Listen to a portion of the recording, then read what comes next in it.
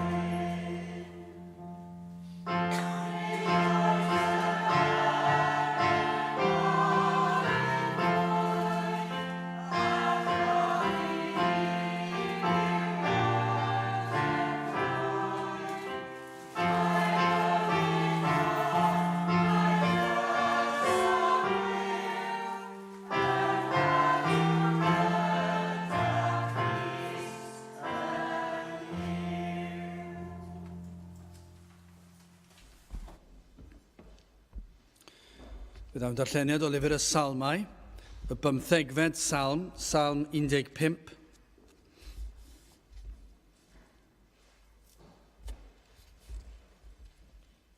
Y 15fed Salm dechrau yn yr adnod gyntaf. Arglwydd pwy a drig yn dy babell, pwy a breswylia y mynydd dy sancteiddrwydd. Yr hwn arodian berffaith ac awneil gyfiawnder ac a ddywed wir yn ei galon, heb abseni a'i dafod, heb wneithio'r drwg i'w gymydog, ac heb dderbyn enllib yn erbyn ei gymydog. Yr hwn y mae y drygionus yn ddirmygus yn ei olwg, ond a'n rhydedda rhai ofnant yr arglwydd, yr hwn a dwng i'w niwed ei hun ac ni newidia. Yr hwn ni roddes ei arian ar Isiriaeth, ac ni chymer wobr yn erbyn y gwirion. Awnelo hyn, nid ysgogir yn dragywydd. Byddai bendith Duw ar iair sanctadef. Gyda'ch ni nawr droi at ein harglwydd mewn gweddi.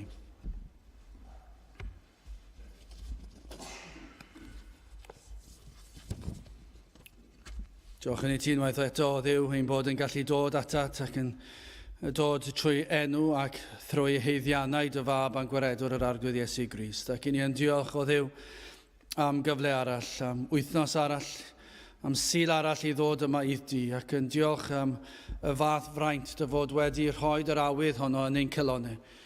Ein bod yn gallu troi o brysurdeb a threialon a phryderon y byd, ac yn gallu dod yma idd di, ac yn gallu treulio amser yn ceisio dy wyneb, yn canu dy glodydd gyda'n gilydd o Dduw.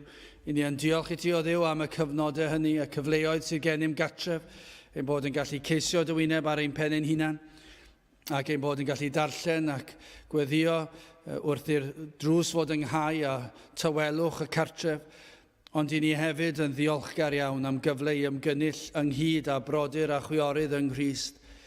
Aelodau o'th deulu di yn dod ynghyd fel dy bobl yn dy di i geisio dy wyneb ac i foliannu denw, ac felly o Dduw yn gweddio am y cyfnodau mae ni yn ei gael. Trwy dy ras di, rwy ti yn caniatáu i ni ddod ac ymgynnull ynghyd ac yn dod i ddyrchafu dy enw ac i gyhoeddi ffordd iachawdwriaeth, ac yn diolch i ti bod y fath gyfle ar gael, ac felly yn gofyn i ti fendithio'r amser yma i ni. Ni'n diolch i'n bod yn awyddus i fod yma, ac yn diolch dy fod wedi rhoi'r yr awydd yn ein celonau ni, ac yn gweddio felly y byddwn ni yn dyfoliannu di, a byddwn ni yn ceisio dy wyneb di. Pan fydd yr un drwg yn dod ac yn sibrwd ac yn ceisio tynnu'n sylw oddi ar dy air di, ac mae yn llwyddo mor aml ac mor hwydd. I ni yn gofyn o Dduw am nerth, i ni wrth sefyll yr un drwg, ac i ni i geisio dyfoliannu di mewn ysbryd a gwirionedd. I ni yn gofyn ar ei ti'n helpu ni yn ystod yr amser byr yma, ein bod yn dy di yn ceisio ac yn dyfoliannu di, yn gweddio byddi di yn bendithio ein hymdrechion ni.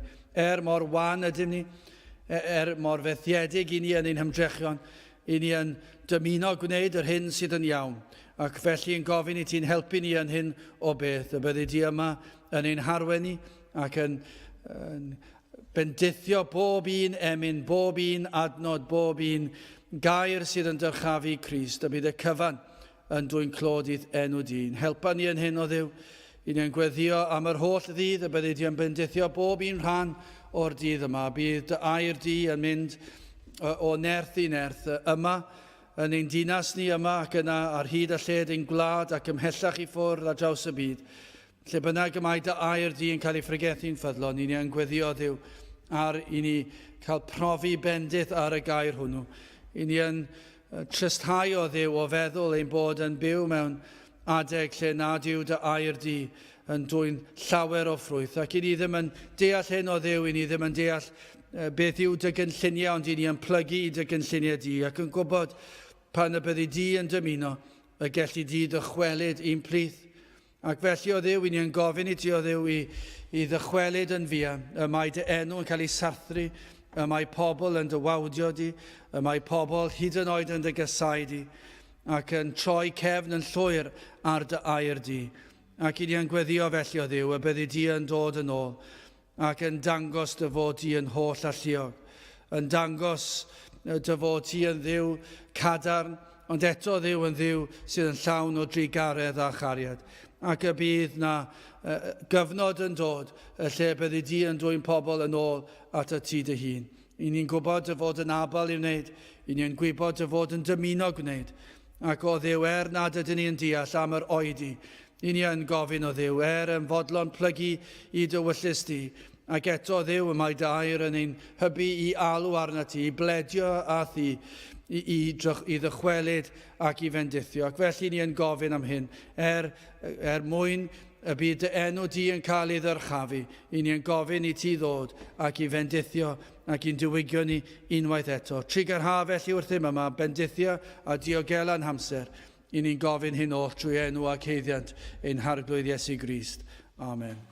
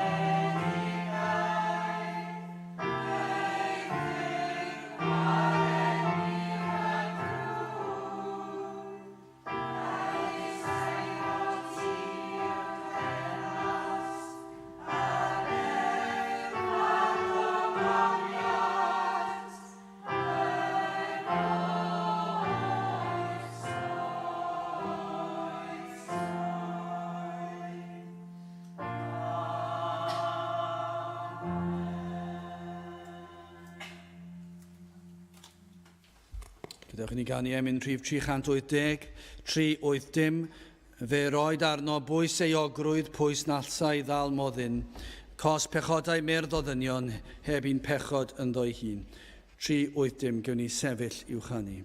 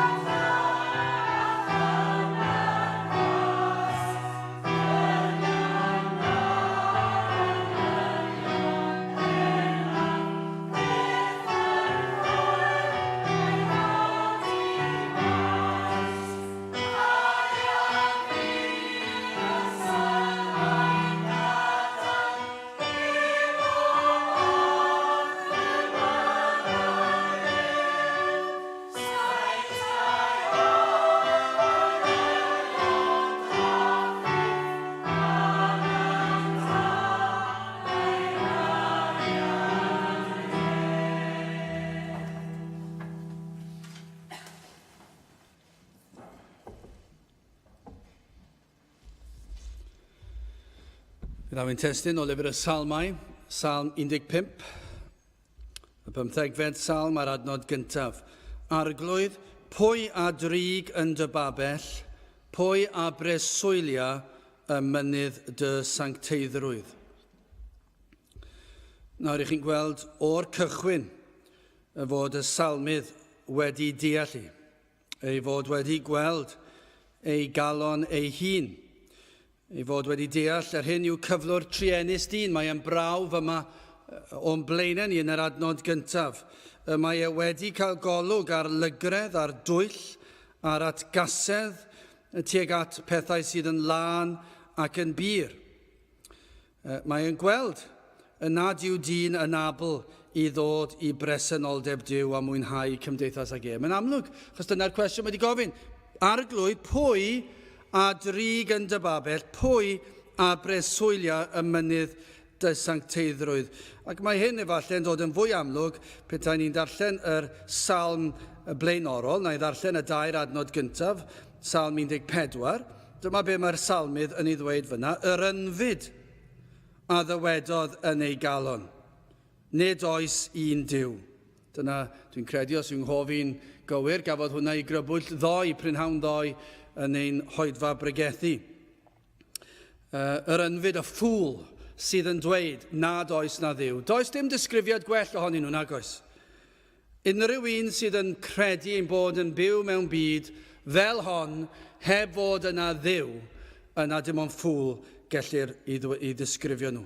Ynfyd a ddywedodd yn ei galon, nid oes un Duw. Ymlygrasant, ffieddwaith a wneithant, nid oes awnel ddaioni. Yr arglwydd edrychodd i lawr o'r nefoedd a'r feibion dynion i weled a oedd neb deallgar yn ymgeisio â Duw. Ciliodd pawb, cyd ymddifwynasant, nid oes awnel ddaioni, nac oes un. Felly mae'r salmydd wedi deall beth yw natur dyn, sut un yw dyn. Mae e'n deall un iawn, mae wedi gweld i galon ei hun. Mae'n deall beth yw person Duw hefyd. Mae wedi deall natur y ddynol rhyw, ond hefyd wedi deall natur gymaint ag y gall y diwdod ei hun. Mae wedi gweld rhywbeth am fawredd Duw ac am sancteiddrwydd Duw, ac mae'n edrych ar y ddau, dyn a Duw, pechadur ar un perffaith, ac mae e'n edrych ar y ddoi, ac yng ngoleuni'r hyn oedd yn wir amdano fe, ac am bob un aned, rhaid iddo fe ddod i'r cwestiwn i'r man yma, arglwydd pwy a drig yn dy babell? Pwy a breswylia y mynydd dy sancteiddrwydd? Does dim ateb arall, ac hwnna sy'n wir am unrhyw un sydd wedi gweld y ddau beth. Nawr, hoffwn ni'n gyntaf edrych ar y cwestiwn holl bwysig yma, ac yna ar cynrychiolydd hanfodol, ac yna'n olaf cymeriad y Cristion. Felly, cwestiwn holl bwysig, cynrychiolydd hanfodol a cymeriad y Cristion. Wel, y cwestiwn yma sydd yn cael ei osod yma. Beth mae'r cwestiwn yn ei olygu? Nawr, fe allwn ni arall eirio'r cwestiwn. Dyma'r cwestiwn eto, fel mae'r salmydd yn ei osod i arglwydd, pwy a drig yn dy babell. Nawr, i'r di-gred neu'r di-gapel, neu be bynnag chi sydd i galw nhw, petai ni'n mynd allan ar y stryd ac yn dweud pwy sydd yn trigo yn dy babell, yn drist iawn heddiw, bydde dim dealltwriaeth am beth yw hynny. Bydde nhw'n meddwl am babell i chi'n mynd ar eich gwyliau. Dyna'r lefel bydde ni arni siwr o fod. Dim cefndir, dim deall. Ac yn dweud pwy sydd yn aros yn dy babell di. Ac bydde nhw'n meddwl pabell, a'i pabell sawl stafell, a'r pebyll sydd ganddyn ni heddi. Dyn nhw'n deall beth mae'r cyfeiriad yma'n yr ysgrythyr. A pwy a breswylia y mynydd y sancteiddrwydd? Bydde dim clem gan y mwyafrif o bobl beth mae hynny yn ei olygu. Nawr, be mae'n ei olygu te? Neu, petawn ni'n arall eirio'r cwestiwn, heb treulio gormod o amser yn mynd i fanylder, beth yw ystyr yr geiriau hynny? Gallen ni arall eirio fe fel hyn. Pwy sydd yn gallu mwynhau cymdeithas gyda yr un pur a sanctaidd, gyda Duw? Pwy sydd yn gallu mwynhau cymdeithas? Sgwrs. Pwy sy'n gallu cyfathrebu gyda Duw? Pwy ohono ni fan hyn sydd ar hawl i gael sgwrs, i gael cyfathrebu gyda yr un pur, yr un sanctaidd, y creawdwr y byd? Neu, pwy sydd yn gallu dod at Dduw fel un o'i deulu Ac felly sy'n gallu cymdeithasu ag dyna beth yw trigon i Babell. Pwy sydd yn gallu bod fel petai yn un o'r teulu sydd yn gallu dod, chi'n meddwl am y cartref, a pan chi'n dod mewn i'r cartref, os ych chi'n blentyn am y rhieni yna, mae'r plant yn gallu dod mewn trwy drws y tŷ ac yn gallu cymdeithasu gyda'r rhieni mewn ffordd nad oes neb arall yn gallu. Felly, mewn ffordd arall, byddwch chi'n dweud, pwy felly sydd yn gallu dod i bresenoldeb y diwdod fel un o'i deulu fe yn gallu trigon i Babell? Pwy? Dwi ddim yn gwneud synwyr pan ni'n meddwl sut rai ydyn ni. Neu, pwy sydd ar cymwysterau i drigo gyda Dyw? Pa un ohono ni sydd gyda'r cymwysterau i drigo gyda Dyw? Mae yna lot o bobl gyda cymwysterau yn does. Chi'n neud mor dda yn eich aroliadau ac yn darllen rhywbeth yn y newyddion yn ddiweddar. Maen nhw'n mynd i codi fel lan to, yn dydyn nhw? Fi'n siŵr bod yna lot o bobl yn falch o hynny. Ffordd arall i ddweud, nid dwi wedi cael. Doedd dim a seren i gael pan o'n i'n wel, byddwn ni ddim wedi dod yn agos yn fy siwr fod ta beth. Ond yr a seren, drwchwch yn o fi, dwi wedi cael yr a seren. Ond nawr, mae yna sôn bod yna 300 y cant yn mynd i cael rhywbeth uwch ben yr a serenog. Ac mae'r 300 yna mynd i fwynhau yn dydyn nhw. Awst yn dod, a mae'r canlyniadau yn dod. Ac i ni'n dweud, wel, da iawn chi am cael a seren. Ond ges i a dwbl seren. Ond nid yna beth maen nhw'n alw, maen nhw'n alw yn rhywbeth arall. Y cymwysterau, ac yna maen nhw'n mynd i'r colegau gorau, a maen nhw'n cael y graddau gorau, ac yn cael y swyddi gorau, ac yn cael holl beth. Ac yna mae rhaid nhw farw.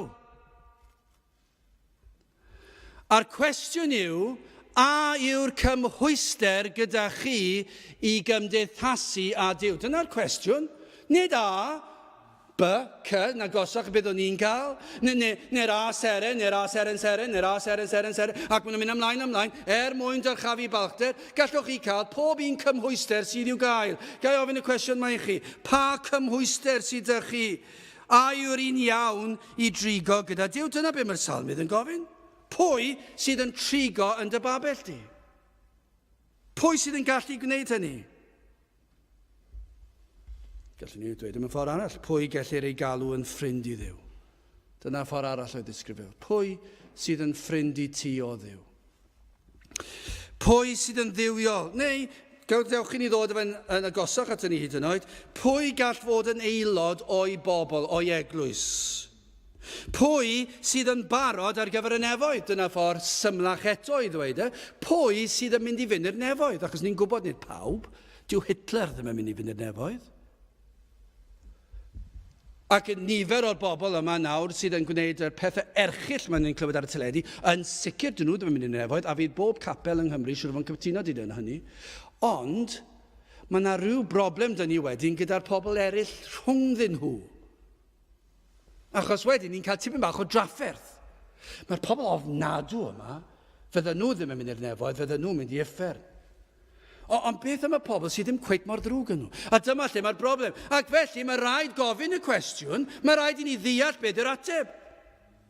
Dyn ni ddim gallu claddu'n pennau yn y tywod a meddwl, wel, sy'n problem dy fyd ar ein adrodd yna, maen nhw'n amlwg yn ddrwg. Ond beth am yr un nesaf at Hitler? Beth am un o'i swyddogion oedd yn troi'r gefn ar y pethau erchill yma, ond oedd yn gwybod go iawn bod y pethau yn digwydd? Beth am y rhai oedd yn gwybod bod pethau ofnadw yn digwydd ac yn gwasgu'r bwtwm ac oedd y pobl mae'n cael ei dinistrio? A wedyn i chi'n dod lan y raddfa ac i chi'n cael y pobl eraill. Mae yna broblem dyn ni. Pwy sydd yn mynd i fynd y nefoedd? Neu, pwy sydd yn dangos gwir arwyddion o droedigaeth? Nid gael dweud fel hyn, a falle bod hwn yn fwy perthnasol i Capel y Rhath. Nid pwy sydd wedi gwneud proffes. Dim dyna be mae'r salmydd yn ei ddweud. Achos i ni'n dda iawn am hynny yn ein eglwysi Efengylaeth, newch broffes, popeth yn iawn. Newch chi ddod lan, falle mewn rhyw wersyll, ac mae gwersylloedd yn bethau hyfryd, ond maen nhw'n gallu bod yn bethau beryglus hefyd, achos dyna lle chi'n cael cenhedlaeth o bobl ifanc, yn dod ynghyd, mwynhau ei hun, ac ar y nos Wener, mae rhywun yn rhoi rhyw stori fach ar sut eithon nhw yn ôl pob sôn i gredu, ac mae pawb yn meddwl, oedd hwnna'n rwydd. A tebygrwydd yw doedd y person yna ddim yn Gristien yn lle cyntaf. Ac eto wedi cael ei rhoi mewn sefyllfa i gallu rhoi tystiolaeth. Ac yna mae'r rhain draw fan hyn yn meddwl, mae hwnna'n rwydd na gyd sy'n rhaid fi wneud, yw roi fy llaw fyny, sgwennu ar y llythyr, ar y darn o bapur, dwi wedi credu, dwi wedi dweud y weddi, neu dwi wedi cael rhyw deimlad tu fewn i fi, bod fi'n teimlo, bod fi eisiau caru Iesu Grist, ac felly, dyna beth yw bod yn Gristion, a dwi wedi dweud, dwi wedi dod yn Gristion, fe nes i ddod i gredu ar y noson honno, ac mae pawb yn llawenhau, pawb yn mynd gartre, ac maen nhw'n dweud, ie, dwi wedi gwneud proffes, ond does dim byd wedi digwydd. Nid dyna be mae'r salmyd yn ei ddweud. Nid dwi yn hoffi bod yn ffrindiau gyda pobl sy'n dweud i bod yn Gristnogion, mae'r salmyd yn ei ddweud. Nid dwi wedi dweud rhyw weddi, dwi wedi rhoi fy llaw i fyny, nid dwi wedi teimlo tipyn bach yn eog achos bod rhywun wedi dal beth dwi wedi wneud yn ddrwg, ac fe nes i teimlo'n eog, fe nes i dweud rwy'n flin ddiw, ac felly maen nhw wedi dweud ti wedi dod yn Gristion nawr. Nid dyna be mae'r salmyd yn ei ddweud. Nid pwy sydd yn grefyddol. Dim dyna be mae'r salmyd yn ei ddweud. Dwi ddim yn dweud chi sydd yn grefyddol, chi sydd yn mynychu capel. Nid pwy sy'n dda, pwy sy'n foesol yn ei tîb nhw. Y cwestiwn mae salmyd yn ei ofyn yw, arglwydd, pwy a drig yn dy babell, a pwy a breswylia y mynydd dy sancteiddrwydd. O, mae yna lawer yn cymddeall hyn. Mae yna lawer heddi o bobl crefyddol yn meddwl ei bod yn gallu dod i bresenoldeb Duw rhywsut. Does dim ot sut maen nhw'n dod. Mae'r di-feddwl yn rhithro heb feddwl am berson yr arglwydd. Pwy ydyw na beth yw e? Dyn nhw ddim yn meddwl, am hynny, dyn nhw'n gwybod llawer am Dduw. Does dim athrawiaeth ganddyn nhw, ac felly maen nhw'n rhithro mewn ac maen nhw'n dweud, dim eisiau dysgu'r holl bethau am Dduw, a sut dylsyn ni ddod ato fe mewn addoliad. Fe newn ni ddod, achos be ni eisiau yw pawb i ddod i'r capel mwyn bod yn dda. A dyna'r lefel i ni'n sôn amdano. Mae hyn yn amlwg fod pobl yn rhithro mewn i bresenoldeb ryw Dduw yn ein heglwysi ni. Capeli ni heddi, arweinwyr crefyddol. Mae'n dod i dir arglwydd, ond dyn nhw'n dod i gymdeithasu ag ef. Does dim gwir berthynas yna a Duw. Ac i chi'n gallu dirnad hynny fel hyn, achos y ffordd y maen nhw'n dod i'w bresenoldeb. Yn y capeli yn gyffredinol heddiw, fe ddownt mewn i bresenoldeb Duw, y Duw maen nhw'n sôn amdano mewn ffordd ysgafn, yn siarad â Duw fel petai yn rhyw ffrind. Ac maen nhw'n addoli fe yn ôl pob sôn os o'r gair cywir i'w addoli. Maen nhw'n ymdrechu i'w addoli fe, ac maen nhw'n neud mewn ffordd llawn bywyd, llawn hwyl, llawn miri. Ar eiliad i chi'n gweld hynny, mae rhaid i chi sylweddoli, dydy'r rhain ddim wedi profi presenoldeb Duw. Dyn nhw ddim yn gwybod dim byd am Duw y Beibl. Maen nhw'n addoli rhyw fath o Dduw. Maen nhw'n addoli Duw fel roedd paganiad yn addoli Duwiau nhw.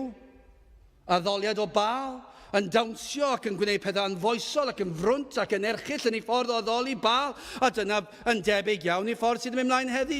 Ac mae'r ffordd y mae'r pobl sydd yn honni bod yn Gristnogion yn addoli Duw heddi. Mae rhaid i chi ofyn y cwestiwn yma, a ydyn nhw wedi deall beth yw dod i bresenoldeb y Duwdod? A ydyn nhw'n gwybod beth yw mynydd ei sancteiddrwydd a'i byrdeb? A pe tawn nhw'n gwybod hynny, allai ddweud hyn yn sicr i chi, ni fyddant yn mentro canu'r pethau maen nhw'n canu. Ni fyddant yn mentro symud yn y ffordd maen nhw'n symud, ac maen nhw'n sylweddoli maen nhw yn mhresenoldeb yr holl alluog Dduw, ac fe yw'r un glân, yr un pur, yr un sanctaidd, a dydych chi ddim yn gallu chwarae o gwmpas fyna. Mae yna rhyw fath o elfen o hyn, wel, dim elfen o'n, yn sicr, mae e gyd yna yn Eseia, pennod 6. A llefodd y naill wrth y llall, ac y ddywedodd sanct. Dyma'r angylion nawr, y seraffiaid, yn dweud yn sanct, sanct, sanct yw arglwydd y lluoedd, yr holl ddeiar sydd lawn o ogoniant ef, a ffist yr hiniogau a symudasant, gan lef yr hwn oedd yn llefain, a'r tu a lanwyd gan fwg. Yna, dyma i chi, pan mae presenoldeb Duw yno, dydyn ni ddim yn dechrau canu rhyw ganeuon bach sili. Dydyn ni ddim yn cael rhyw ddrama bach ar y blaen a cael pawb i werthu. Dydyn ni ddim yn rhoi rhyw neges bach neis i chi cael gadael am ein gartre teimlo'n hapus ac teimlo'n well amdano chi'ch hun. Dyma beth yw effaith presenoldeb yr arglwydd ar Eseia. Yna y dywedais gwai fi, cynnes darfu amdanaf, oherwydd gŵr halogedig ei wefusau ydw fi, ac ymysg pobl halogedig o wefusau yr ydw fy'n trigo, canis fy llygaid a welsant y brenin, arglwydd y lluoedd. Nawr, yn ôl beth dwi'n darllen yn Eseia, dydy Cymru ddim nunlle agos i ble dylsyn ni fod yn dod mewn i bresenoldeb yr arglwydd. Ychydig iawn o bobl sydd yn gwybod unrhyw beth tebyg i hyn. Ond nid yw hwnna'n codi dychryn arno ni. Yr holl bobl yma sydd yn honni bod nhw'n blant i Dduw ac yn Gristnogion, mae yn waith nag i ni erioed wedi dychmygu. Achos os oedi'r presenoldeb yr arglwydd yma, yna'r hyn mae yn ei wneud, mae yn codi dychryn arno ni, ydy, mae yn peri mi ddeu gwae fi, achos dwi wedi gweld fy mhechod, ac dwi wedi gweld y sancteiddrwydd di, yr wyt ti'n bir yn sanctaidd. Felly fedrwn ni ddim rhithro i'w bresenoldebau.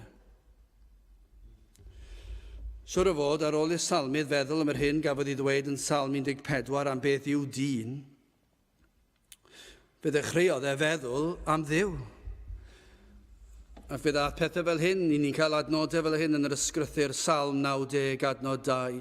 Cyn gwneithir y mynyddoedd a llunio ohonot y ddeiar a'r byd, ti hefyd wyt Dduw o dragwyddoldeb hyd dragwyddoldeb. Petai crefyddwyr Cymru heddi yn sylweddoli ein bod yn dod i bresenoldeb yr un a lluniodd y ddeiar a'r byd a'r mynyddoedd ac y mae cyn tragwyddoldeb. Efallai byddwn ni'n dod mewn i'w bresenoldebau gyda chydig mwy o barch, gyda chydig mwy o ofn, i ni'n dod i bresenoldeb yr un sydd cyn amser. Pwy ydyn ni? Yn meddwl ein bod gallu dod yn ein pechod am balchder a'n hirlligrwydd a rhithro i'w gwmni fe. Iago 1:17, pob rhoddiad Dionys a phob rodd berffaith, oedd uchod ymae yn disgyn oddi wrth Duw dad y goleuni, gyda'r hwn, nid oes gyfnewidiad na chysgod troedigaeth. Be ni'n gweld fyna? Mae'r salmist siŵr o fod wedi deall hwn hefyd yn meddwl am yr hyn i'w Duw, ac mae Iago'n ei ddweud yn ddigon clir fan hyn, gyda'r hwn, nid oes gyfnewid. Mae'r salmwydd yn ymwybodol bod ei ddiwedd yn Dduw sydd yn ddi-gyfnewid.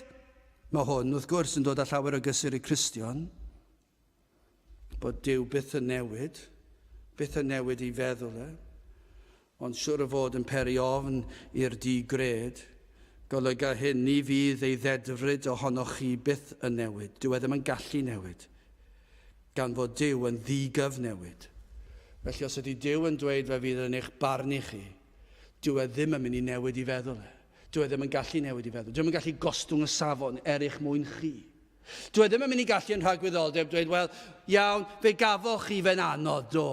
Achos fe ddeithoch chi Gapel, chi yr ifanc yma, fe ddeithoch chi Gapel, a dim lot o bobl ifanc gyda chi, ac oedd y pwysau'r byd yn anodd arnoch chi, ac felly, oherwydd bod yn anodd ar y cyfnod chi yn y flwyddyn 2014, mae Duw mynd i ostwng y safon i chi. Gallai jyst dweud wrth rai ynoch chi'r ifanc yma.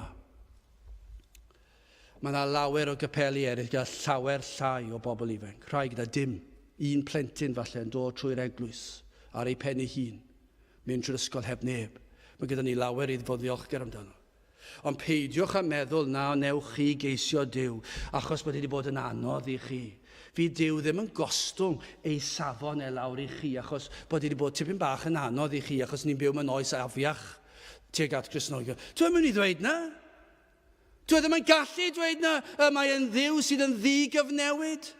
Dwi ddim yn mynd i newid i safon un cenhedlaeth, y flwyddyn 1914, neu 1814, 1714, 1614. Dydy Duw ddim yn mynd i edrych, wel, oedd yn anodd arnoch chi yn 2014, achos oedd y wed â chi, ac oedd y temptasiynau â chi, lot gwaith ar rai yn y flwyddyn 1714. Felly na i ostwng y safon i chi. Dwi ddim yn gweithio fel na, ac mae'r salmydd yn gwybod hynny, mae'n codi ofn ar y salmydd. Mae'n dweud, pwy a dri yn dy babell di o Dduw? Pwy sydd yn gallu dod? Mae'r peth yn codi ofn arno fe. Yr wyt ti yn Dduw sydd yn ddi-gyfnewid, yr wyt ti'n bir, yr oedd ti'n bir 1000 o flynyddoedd yn ôl, mi rwyt ti'n bir nawr, ac fe fyddi ti'n bir hyd dragwyddoldeb, ac mae'n codi ofn arno fe. Jeremia 23-24. A lecha un mewn dirgel leoedd, fel nas gwelwy fi medd yr arglwydd, onid ydw i fi yn llenwi y nefoedd ar ddear. Dwi'n siŵr bydd hwn wedi dod ar draws meddwl y salmydd pan oedd yn ysgrifennu'r geiriau yma yn Salm 15. Yr wyt ti yn llenwi'r nefoedd.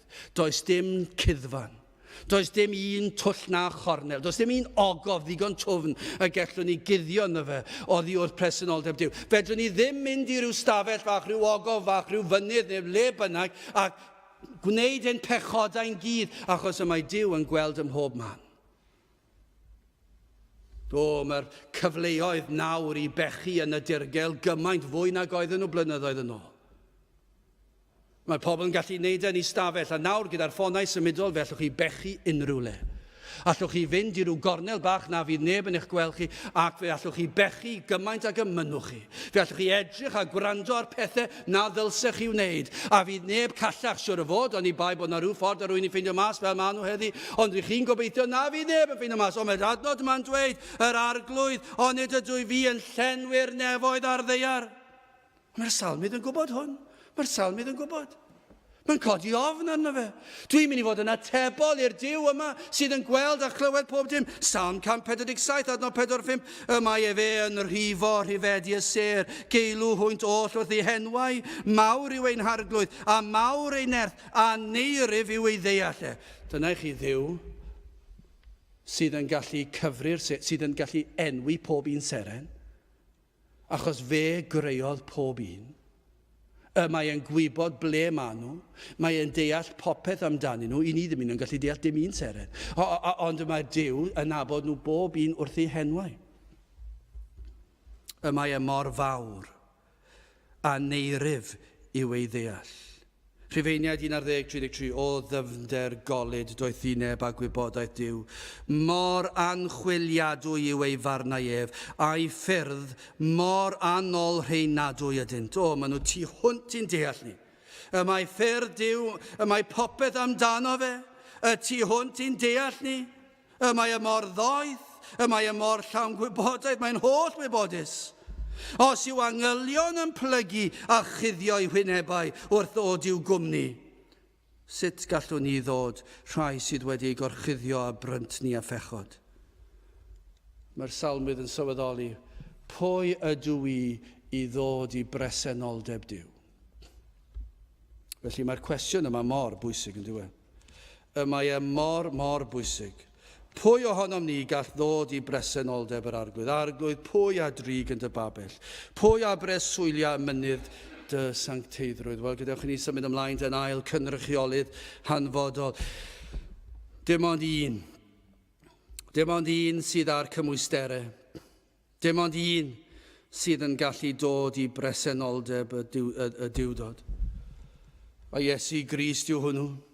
Ceir ateb yn y salm o'r math o berson. Os ych chi eisiau edrych ar un lefel, o'r math o berson sydd yn gallu dod i'w babell, i'w deulu, i'w bresenoldebau, y math o berson, a gai ofyn y cwestiwn mewn chi, a ydych chi yn ffitio'r disgrifio yma, adnod 2.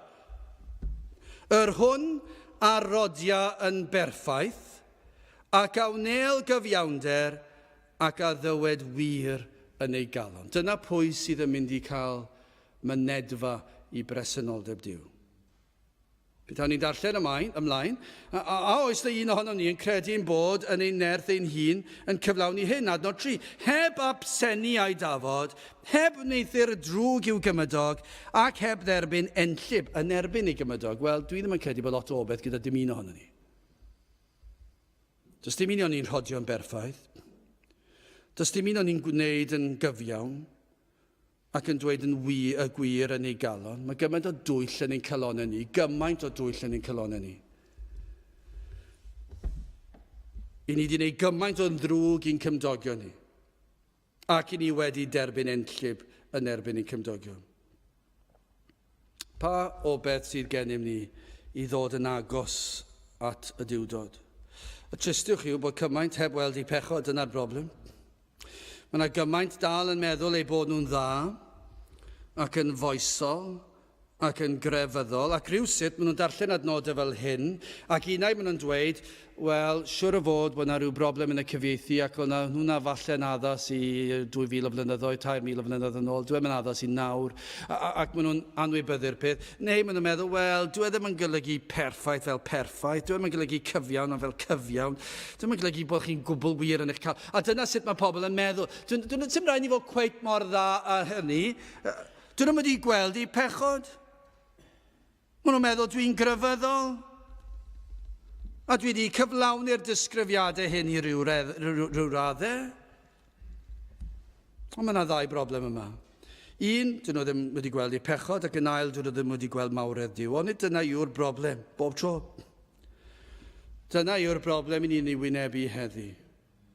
Yw dydy pobl ddim wedi gweld eu cyflwr eu hunan, ac maen nhw'n byw mewn rhyw fath o dwyll, ac yn twyllo'u hunan bod nhw'n well nag ydyn nhw, ac dydyn nhw ddim wedi gweld mawredd Duw.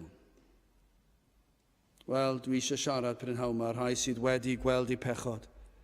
Os nad ydych chi wedi gweld eich pechod, yr unig beth fedrwn ni ddweud wrthoch chi yw y byddwch chi'n gweddio y bydd Duw trwy ei ras yn agor eich llygaid i weld eich angen am waredwr, a byddwch chi'n dod i weld eich pechod. Fedrwn ni ddim mynd lot bellach heb i chi weld eich pechod, y mae hynny mor hanfodol. Ni wedi roed yr her mewn sawl gwaith. Gofynnwch i Dduw i ddangos i chi y llwybr i chi arni. Gofynnwch i Dduw i ddangos i chi sut un ydych chi go iawn. Gofynnwch i Dduw i ddangos i chi beth yw pechod ac a ydych chi yn bechadur a beth yw goblygiadau hynny. Gofynnwch i Dduw hynny, achos os na ddewch chi fyna, does dim gobeth â chi fynd ymhellach. Mae rhaid i chi ddeall beth ydych chi. Ond dwi am siarad am eiliad ar rhai, efallai, os yw Duw trwy'r ysbryd glân wedi agor eich llygaid chi, ac i chi'n wedi gweld eich pechod, ac i chi dan euogrwydd pechod, i chi wedi profi'r argyhoeddiad yma, i chi wedi teimlo euogrwydd fel mynyddoedd byd.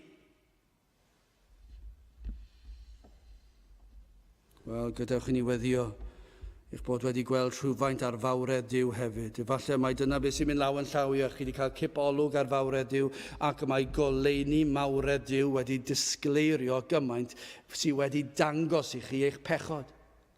Ac dyma'r bobl ni'n eisiau siarad yn nhw sydd wedi trwy ras wedi gweld rhywbeth am ddaioni Duw, am ei byrdeb a'i lendid a'i sancteiddrwydd ac mae'r goleuni hynny wedi goleio eich tywyllwch chi lan ac i chi wedi gweld beth ydych chi, yr un peth am mynd i stafell yn eich tŷ chi. Os ych chi'n mynd i stafell, falle byddwch chi'n meddwl bod e'n berffaith iawn.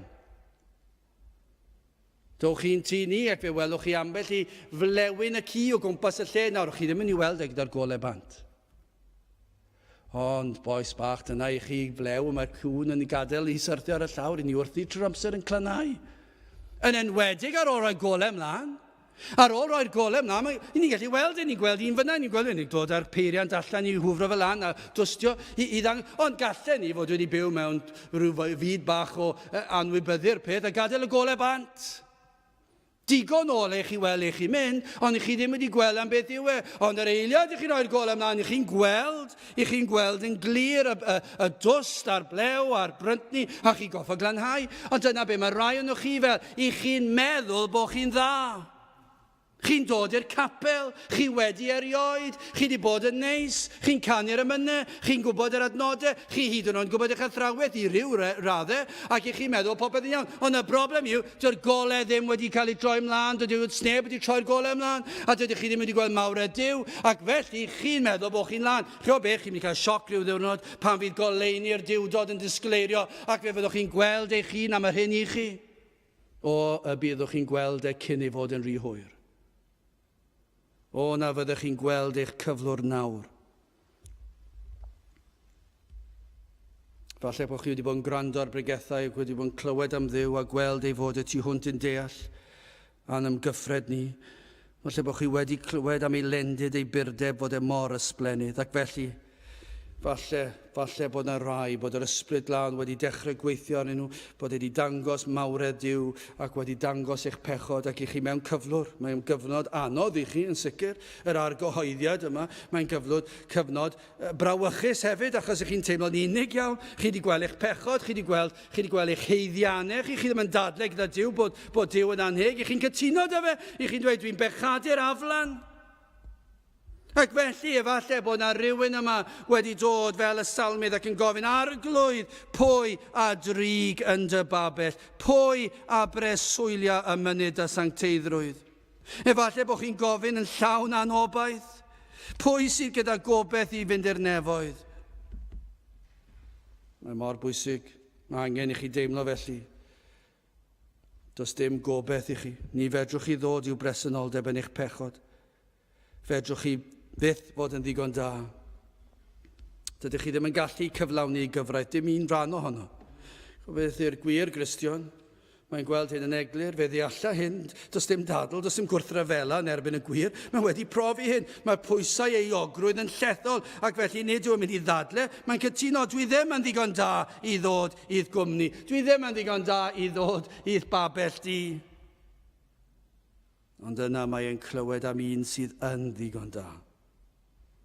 Am yr arglwydd Iesu Grist. Mae'n clywed, a dyna gobeith fan hyn. I chi wedi clywed, wel, does dim gobeith i fi ar ben fy hun, ond dwi wedi clywed am un, yr arglwydd Iesu Grist, bod Duw wedi anfon ei fab mwyn galluogi ni ddod i'w bresenoldeb. Dyna yw'r efengyl, bod Duw wedi anfon ei fab mwyn ein helpu ni ddod i'w bresenoldeb. Mae'r salmydd yn gofyn pwy sydd yn gallu dod i'th babell ac i fynydd y sancteiddrwydd. Pwy sydd yn gallu dod i dy gwmni di o Dduw? Pwy sydd yn gallu mynd i'r nefoedd? Neb heb Iesu Grist. Dyna beth mae Duw di anfon ei fab mwyn helpu ni cael dod i'w bresenoldeb. Mae'r tad yn fodlon gyda'r mab. Popeth amdano. Mae'r tad yn fodlon a bywyd y mab fe gyflawnodd Iesu Grist holl ofynion y ddedd. Hyn y tu hwnt i deall ni. Ni ynganodd yr un gair twyllodrus creulon amheus. Doedd ddim byd cas yn erbyn ei gymydog. Doedd dim byd cas yn erbyn ei gymydog yn ei galon. Dim byd yr oedd yn uniawn ym mhopeth yr oedd yn i'w wneud. Popeth amdano fe'n berffaith, fe rodiodd lwybr unig, ond un all neb ei gyhyddo, yr oedd yn berffaith. Nid yn unig fel ein cynrychiolydd iddo gadw holl ofynion y tad yn berffaith, ond fe aeth yn ifydd i'r groes. Rhaid oedd i'r tad gosbi, pechod, angrediniaeth, gwrthryfela. Rhaid oedd i Dduw wneud hyn. Ni all gyfiawnder Duw troi cefn ar bechod. Felly fe aeth Crist ein cynrychiolydd a chymeryd y gosb arno ef ei hun yn ein lle. A mae'r tad yn fodlon ar aberth honno. Ac fe dywalltodd Duw y tad ei ddigofaint ar ei fab yr arglwydd Iesu Grist yn lle arnom ni. Nawr mae'r salmydd yn gofyn. Arglwydd, pwy a drig yn dy babell, pwy a breswylia y mynydd y sancteiddrwydd. A'r ateb i'r cwestiwn yw Crist. Crist. A pwy bynnag sydd yn dod trwy Grist. Dyna be mae'r salmydd yn ei dweud. Dim ond un sydd yn gallu wir yn ei chyflawnrwydd fod yn berffaith. Dim ond un sydd yn gallu dod at Dduw. A Iesu Grist yw hwnnw, a mae'r tad yn fodlon ar mab. Ond yr ateb i'r cwestiwn yw pwy a drig yn dy babell, Iesu Grist a dy blant. A phob un sy'n dod trwy Grist. Trwy ei berffeithrwydd ef, trwy ei gyfiawnder ef, fedrwn ni ddim dod trwy'n ymdrechion ni, ond gallwn ni ddod wedi'n gorchuddio ei gyfiawnder ef. Os ych chi wedi'ch gorchuddio a chyfiawnder yr un sydd wir yn berffaith, yna fe fedrwch chi ddod i bresenoldeb Duw. Ni all Duw cael cymdeithas ag unrhyw un sydd ddim yn berffaith. Ond mae'n rhyfedd meddwl bod ni'n gallu, achos dydyn ni ddim yn berffaith, ond mi rydyn ni'n berffaith yng Nghrist. Ni dal i bechu. Ond o ran golwg Duw arno ni, i ni wedi'n gorchuddio a chyfiawnder y mab. Ac felly, i ni'n dod trwyddo ef. Gai ofyn i chi, a ydych chi erioed wedi dod at Grist, yn cyffesu'ch methiant, eich gwendid, eich pechod, eich anallu ddod i bresenoldeb y tad. Yn Matthew 22, adnod 11, mae'n dweud hyn. A phan ddaeth y brenin i mewn i weled y gwahoddedigion, fe a gan fi yno ddyn heb wisg priodas amdano. Chydig wythnosau nôl drychwn ni ar yr adnod hon. Ddyn heb wisg priodas amdano. Ond os oes wisg gyda chi, os ydych chi wedi gwisgo Crist, ei fywyd, ei farwolaeth, ei atgyfodiad, popeth amdano, os ych chi'n pwyso arno ef, os ych chi wedi dod at y groes ac wedi cyffesu'ch pechod, a chi wedi dweud, dwi wedi gweld fy mhechod, fedra i fyth ddod i bresenoldeb Duw yn y nefoedd, fedra i byth, chos dwi wedi bechadurus. Ond dwi wedi clywed am un sydd wedi cyflawni'r cyfan yn fy lle. A dwi wedi dod ato, ac mae e wedi fy ngwisgo a'i gyfiawnder ef. Mae wedi fy ngolchi yn ei waed e. Ac nawr dwi'n un o'i deulu fe, a nawr dwi'n gallu dod i bresenoldeb yr arglwydd. A mae'r ateb yno. Yn olaf yn sydyn cymeriad y Cristion. Fe fel rhai sydd yng Nghrist, fel rhai sydd wedi'ch golchi yn ei waed ef, fel rhai sydd wedi maddau trwy ei hyddiannau ef, fel rhai sydd wedi mabwysiadu i'w deyrnas ef, fel rhai sydd wedi ei gorchuddio a chlogi neu gyfiawnder ef, ni yn greaduriaid newydd. Ac nawr i ni'n dangos y tebygrwydd teuluol yma. Gellir dirnad tebygrwydd rhwng Crist a'i blant. Mae'r salm yn disgrifio hyn. Hyn fydd plant Duw mae Crist sydd yn cyflawni hyn yn berffaith. Dyma be mae salm yn disgrifio. Mae'n disgrifio'r Cristion hefyd yn diwe, ond mae'n disgrifio'r Cristion sydd yng Nghrist. A sut dylse'r Cristion fod? Ac mae Crist sy'n cyflawni'r salm yma yn ei chyfanrwydd, mae yna elfennau o hyn i weld yn ei blant achos nawr i ni'n rhan o'i deulu fe. I ni'n gwybod y plenu'r had o fywyd a sancteiddrwydd yn ein heneidiau ni, dyna beth mae'r ysbryd glân yn ei wneud. A pan i ni'n dod i gredu, i ni'n gweld y ffrwyth yn datblygu. Ac i ni'n gweld yr rhinweddau yma, i ni'n dod yn debycach i Grist. Os welwch chi afal yn tyfu o goeden, yna chi'n gwybod fod mae coeden y falau yw i, a bod gwreiddiau y goeden yn fyw ac yn iach. Chi'n gwybod hynny? Sdim problem gyda'r gwreiddiau os oes na falen tyfu. Ac felly yma hefyd, pan gwelir ffrwyth yr ysbryd glân, y mywyd y saint, i chi'n gwybod bod y gwreiddiau yn iawn o ble y daw y gallu gynhyrchu'r ffrwyth. Crist yw'r un sydd yn ein galluogi fyw fel hyn. I ni yng Nghrist. Dyna le mae'n gwreiddiau ni. Dyna ble i ni yng Nghrist. I ni'n byw yn lan, yn sanctaidd wedi gwahanio'r byd. I ni'n gweld trwy bleserau gwag y byd. Mae'r Cristion wedi ymwahanu o'r byd. A hyn yw ei ddymuniad e. Mae'n ofalus o bopeth mae'n ei wneud. Dyna yw'r Cristion. Dyma be mae'r salm yn ei ddisgrifio. Mae'r Cristion yn ofalus o bopeth. Mae'n ofalus o beidio rhoi ymddangosiad o ddrygioni. Mae'n ofalus ar hyn mae'n ei wneud. Sut mae'n ei wneud e? Mae'n ofalus am y mannau y mae'n mynychu. Mae'n ofalus o'r hyn mae'n ei feddwl. Dwi ddim am siomi ei waredwr o gwbl. Mae Spurgeon yn dweud hyn. Os nad ydym yn gwasanaethu'r arglwydd ac yn gwneud ei ewyllus sanctaidd y gorau gallwn ni, yna gallwn gwestiynu ein diddordeb ym mhethau dwyfol, gan fod rhaid torri lawr coed nad sydd yn dwyn ffrwyth a'i taflu'r tân. Mae yna lot o goed yn mynd i cael ei torri lawr yn ein gwlad ni. Yr holl broffesi yma, yr holl fydolrwydd yma, mae angen i ni chwilio'n cylonau weld ble ni'n sefyll. Mae yna arwyddion o beth yw Cristion mae ei weld yn y salm yma. Arglwydd pwy a drig yn dy babell, pwy a breswylio mynydd y sancteiddrwydd, ateb yw y Cristion sydd yn dod trwy ei waredwr Iesu Grist, trwy bopeth a wnaeth ef yn ein lle ac ein mwyn. A yw'r rhinweddau yma i'w gweld yn ni. Yr hwn arodian berffaith. Nawr wrth gwrs, Crist sydd yn cyflawni hwnna'n llawn, ond yw ein llwybr ni yn anelu am hynny? Ac a wneud gyfiawnder, ydyn ni yn ymdrechu i wneud yn gyfiawn? Ac a ddywed wir yn ei galon, ydyn ni yn dweud yn wir yn ein calonau ni ar geiriau sy'n dod allan yn wirionedd? Neu oes na dwyll yn ein bywyd ni? Heb absenu a'i dafod, heb wneud i'r drwg i'w gymydog, ac heb dderbyn enllib yn erbyn ei gymydog, dyna sut rai fyddwn ni? Trwy Grist, i ni'n ymdrechu, fyddwn ni ddim yn berffaith yn y pethau hynny, i ni'n cael ein perfeithrwydd yng Nghrist, ond mae'r Cristion nawr yn awyddus ac yn ymdrechu ac yn cael y nerth i fyw felly yn wahanol i'r byd. A yw'r rhinweddau yma yno ni. A oes yna olwg ohonynt. Mor fach, fel ffrwyth, fel y goeden y fale. Dyw'r goeden y fale ddim yn mynd i gynhyrchu afal anferth o fewn yr eiliad gyntaf nag yw. Fe welwch i'r afal lleia posib yn ymddangos. Ac mae'n tyfu ac yn tyfu ac yn tyfu ac yn mynd yn fwy ac yn fwy ac yn sgleinio fwy. Nes yn y diwedd pan mae'n barod i syrthio, barod i'w fwyta, mae'r ffrwyth yn edrych yn hyfryd. Ond dyna be fydd y llwybr taith y Cristion. Mae yng Nghrist, mae e'n afal, mae e'n ffrwyth, mae e'n un sydd yng Nghrist. Mae wedi dod at Duw trwy Grist ac mae'r ffrwyth yna. Ac yna mae ffrwythau'r ysbryd yn dechrau tyfu ac chi'n gweld y sglein yn dod ac wrth iddo agosau at ei gartref yn y nefoedd. Fyddwch chi'n gweld yr sancteiddio yma yn dod yn fwy tebycach i Iesu Grist bob dydd. A yw'r arwyddion bod y ffrwyth yn dechrau tyfu yn eich bywyd chi? Rhaid gofyn, a ydyn ni yn mwynhau cymdeithas â Duw? A ydyn ni'n gallu dod i'w babell a thrigo yno?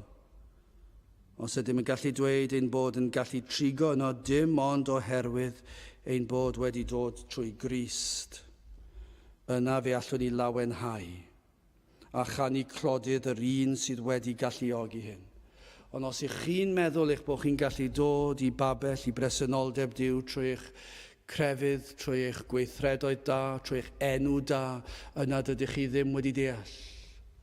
Dim ond rhai sydd yn gallu dod i bresenoldeb Duw, yr rhai sydd yng Nghrist. Felly dewch ato. Dewch ato, mae yn eich gwahodd i ddod a derbyn holl fendithion sydd i'w gael yn yr arglwydd Iesu Grist. Mae maddeuant pechodau i'w gael, mae bywyd tragwyddol i'w gael, mae heddwch a Duw i'w gael, os dewch chi at Grist. Arglwydd, pwy a drig yn dy babell, pwy a breswylia y mynydd dy sancteiddrwydd. Gadewch i ni weddio. O Dduw, i ni yn diolch i ti bod na rai sydd yn gallu dod, ond ein bod yn gallu dod dim ond oherwydd bod yr arglwydd Iesu Grist wedi byw bywyd perffaith yn ein lle, ac wedi marw ar y groes er ein mwyn. Ac felly o Dduw, i ni yn gallu dod i dy bresenoldeb di, i gael cymdeithas â thi, nawr ac yna rhyw ddydd y cawn dy weld wyneb yn wyneb. Ac i ni'n gallu gwneud hyn dim ond oherwydd ein bod yn dod trwy heiddiannau dy fab, ein gwaredwr yr arglwydd Iesu Grist. O Dduw, i ni'n gweddio felly y bydd ysbryd ar waith yn agor llygaid y deillion, iddynt weld ei cyflwr, i weld ei pechod, ond hefyd iddynt weld mawredd ac ogoniant dy berson di. Tyrd felly'n plith, i ni'n gofyn hyn oll trwy enw ac heiddiant ein harglwydd Iesu Grist. Amen. Gadewch ni orffen ein gwasanaeth drwy ganu'r emyn rhif 211, 211, arglwydd Iesu arwain fenaid at y graig sydd uwch na mi, craig safadwy mewn tymhesloedd, craig a ddeil yng ngrym y llu. 211, gewn ni sefyll uwch hanner. Amen.